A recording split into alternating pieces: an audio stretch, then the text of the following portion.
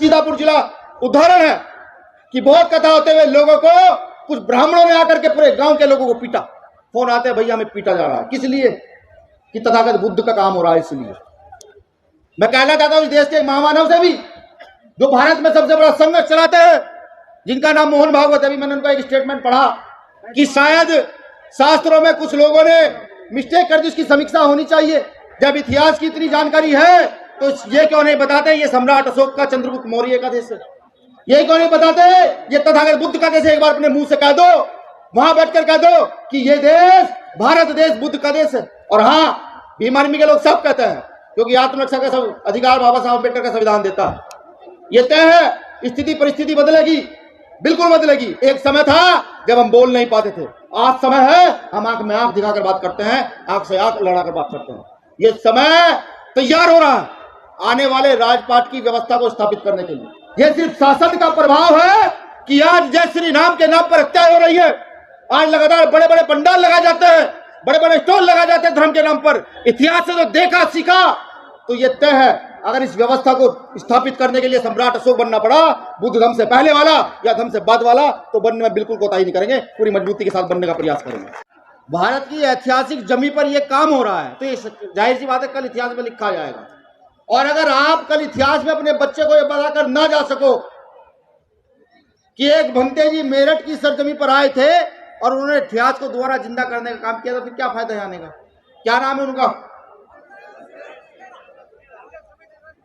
जी, भंते सुमित रतन जी, जो अभी यहाँ पर संचालन भी कर रहे थे। मैं आभार व्यक्त करता हूँ भीम आर्मी टीम की ओर से, अपनी पूरी टीम की ओर से, कि महत्वपूर्ण कार्य जो बाबा साहब अम्बेडकर जी के द्वारा चलाया गया था वो अधूरा था, उसको आप धीरे धीरे करके पूरा कर रहे हैं। यहाँ तमाम वक्ता है, बहुत सारे नाम हैं, विशेषकर जिनको हम अपना गार्जियन मानते हैं, बाबा साहब के परपोत्र माननीय अम्बेडकर साहब और मुख्य उपासक हर्ष बोधी जी। मैं आपको नमन वंदन करते हुए, वे मंच पर मंचासीन सभी साथियों को नमन वंदन करते हुए, वे तमाम जितने साथी यहाँ आए उन सभी को नमन वंदन करते हुए कुछ बातों पर प्रकाश डालूंगा। देखिए, मैं कल का बच्चा हूं, मेरी टीम भी ऐसी है, युवाओं की फौज है, पूरी फौज है, और सीख रही है कुछ इतिहास से पढ़कर, कुछ आप लोगों को सुनकर और जानकर, कुछ ऐसी ऐसी बहुत संगतियों से जो यहाँ पर हो रही है। इतिहास में जहाँ बाबा साहब अम्बेडकर का संघर्ष आता है, वहीं इतिहास में भीमा कोरे गांव का संघर्ष भी पढ़ा जाता है। जहां आजादी की लड़ाई आती है वहां चमार रेजिमेंट का भी नाम आता है। जहां तथागत बुद्ध की करुणा की बात आती है, जहां रैदास नानक कबीर की बात आती है, वहां शहीद आजम भगत सिंह और उधम सिंह की भी बात आती है। मैं सहमत हूं, बिल्कुल सहमत हूं कि करुणा होनी चाहिए, मैं सहमत हूं कि शांति भी होनी चाहिए, लेकिन बाबा साहब अम्बेडकर के द्वारा दिया गया जो सम्मान स्वाभिमान मिल गया है, उस सम्मान स्वाभिमान को लेने के बावजूद भी वो अपमान का जीवन कैसे दिया जाए? जैसे उड़ीसा में आज भी बेटियों के रेप हो जाते हैं, वो सम्मान स्वाभिमान का जीवन कैसे दिया जाए?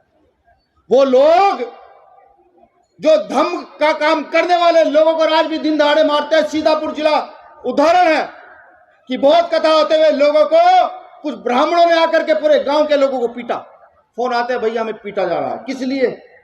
कि तथागत बुद्ध का काम हो रहा है। इसलिए मैं कहना चाहता हूं इस देश के महामानव से भी, जो भारत में सबसे बड़ा संघर्ष चलाते हैं, जिनका नाम मोहन भागवत है। अभी मैंने उनका एक स्टेटमेंट पढ़ा, जब ढोल गवार सुध पशुनारी इस पर काम चल रहा था, अब से पहले वो ताड़न के अधिकारी थे, आज की नई व्यवस्था में वो शिक्षा के अधिकारी हो गए हैं।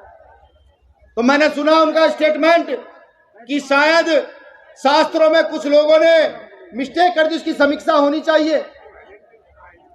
मुझे लगा कि कोई बुद्धिजीवी व्यक्ति है, तो मैं तो निवेदन करता हूं उनसे हाथ जोड़ करके, जब इतिहास की इतनी जानकारी है तो ये क्यों नहीं बताते ये सम्राट अशोक का चंद्रगुप्त मौर्य का देश है? ये क्यों नहीं बताते ये तथागत बुद्ध का देश है? एक बार अपने मुंह से कह दो, वहां बैठकर कह दो कि ये देश भारत देश बुद्ध का देश है।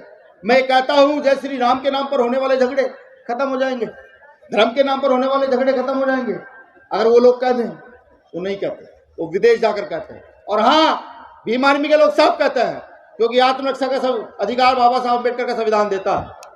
ये तय है, स्थिति परिस्थिति बदलेगी, बिल्कुल बदलेगी। एक समय था जब हम बोल नहीं पाते थे, आज समय है हम आंख में आंख दिखाकर बात करते हैं, आंख से आंख लड़ाकर बात करते हैं।